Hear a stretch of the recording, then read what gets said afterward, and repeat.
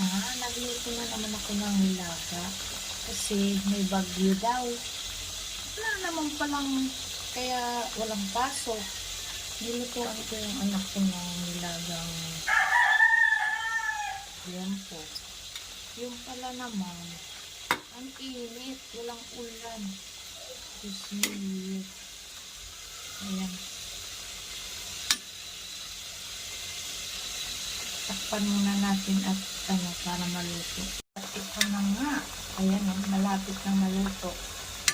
Ayan ang ating sabaw ngayon. Kasi ang akala, walang pasok. Kaya nagluto ako ng sabaw para sa anak ko.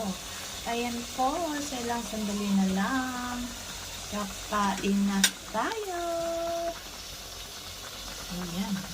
Diba? Sarap. Uha.